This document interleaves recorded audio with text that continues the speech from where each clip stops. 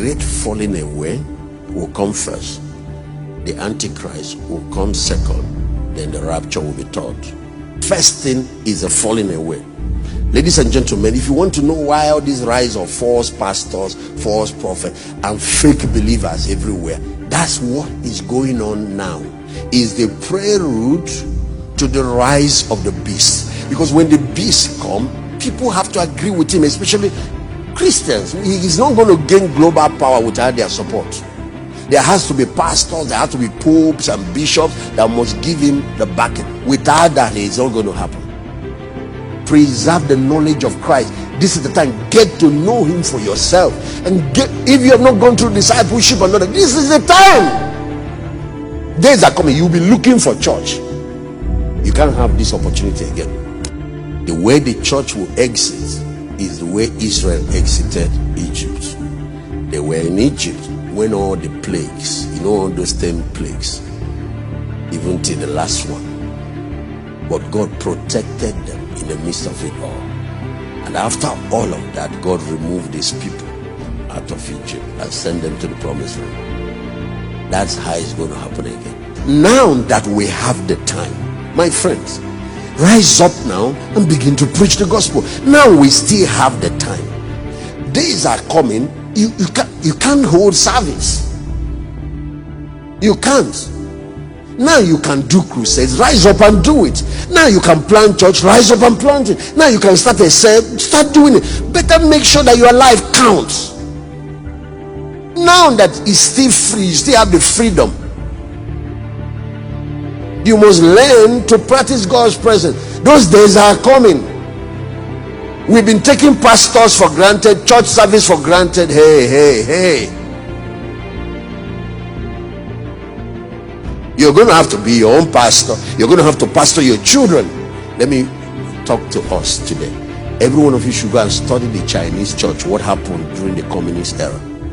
Christianity. There were about 800,000 Christians when the communist revolution. Chairman Mao led the communist revolution. And there were 10,000 missionaries. They were all sent out of China. All the pastors were arrested. Somebody like Watchman Nee stayed and died in prison. One of the most prominent Chinese preachers of that time. They sacked all the missionaries, arrested all the pastors, seized all the church buildings. Not a single church building was left. Stopped any form of broadcast on TV or on any form of technology.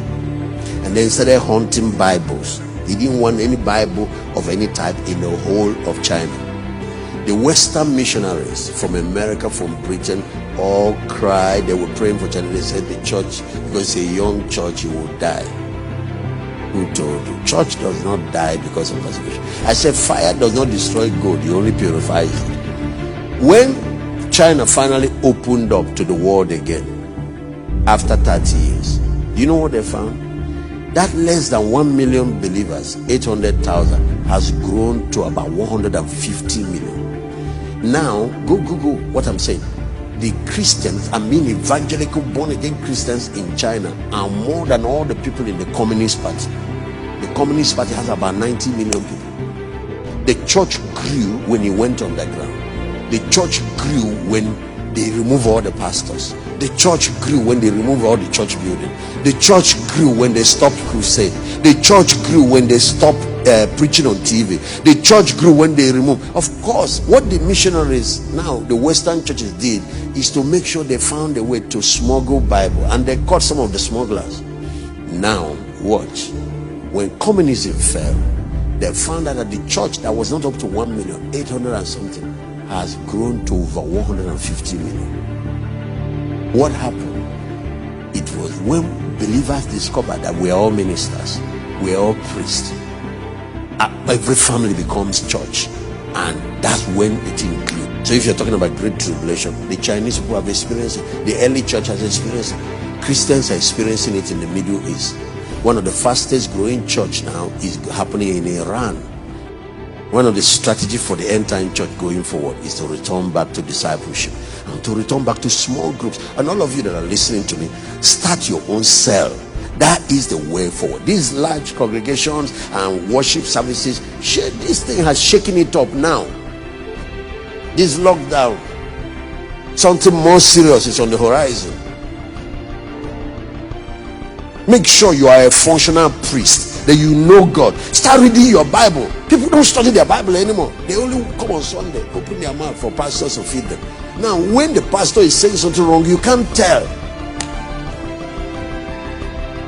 What will happen is a test. I'm reading it, this Amplified Bible, to refine, to purify, and to make those among God's people white, even to the time of the end, because it's yet for an appointed time. So apart from the separation, to remove false believers is also to prepare us for the rapture.